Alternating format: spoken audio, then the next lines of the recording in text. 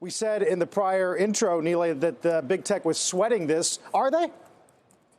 Yeah, I think so. I mean, I think they're going to do what they can to walk back certain provisions as the language gets negotiated between now and October. There's a furious lobbying effort already underway, and I think they're going to come up with some solutions and see if they can fit them into some loopholes.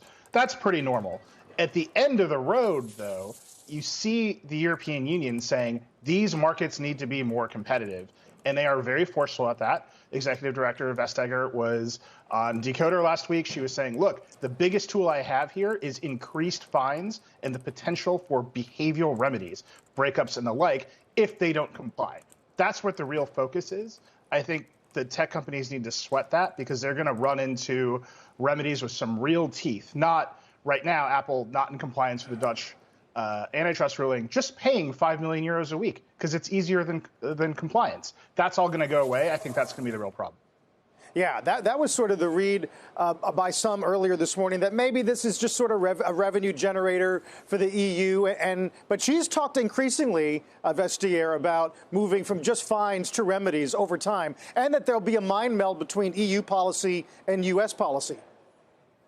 Yeah, for sure. I think you see that the policymakers on both sides of the Atlantic have been talking a lot. Obviously, the Biden administration has appointed some key figures with very similar ideas. If you just take a step back historically, EU antitrust policy and American antitrust policy are a pretty interesting A/B test, right? The EU looks a lot like pre-'80s American antitrust policy, and we changed course. Now that might be conforming again, which would be very interesting. And more importantly, these companies can't run businesses. They can't run 10 different business models around the world. They're going to have to find one that works for the strictest regulatory environment they're in. And I think American policymakers can kind of draft off that. Nilay, I'm not convinced.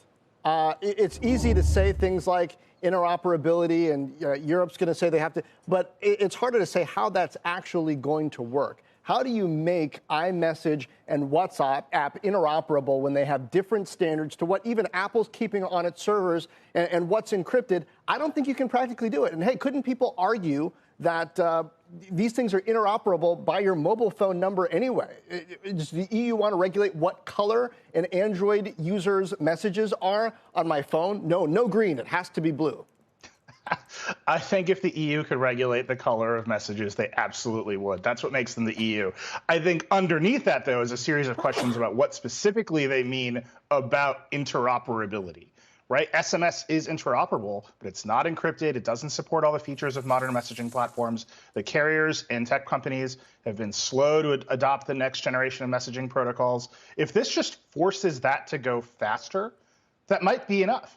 But the tech companies have had no incentive to do this because messaging is locked into their platforms. And fundamentally, what the EU wants is more open competition and lower switching costs for consumers. So how it gets implemented, I think we're going to hear a lot of very smart people with a lot of resources say things are too hard.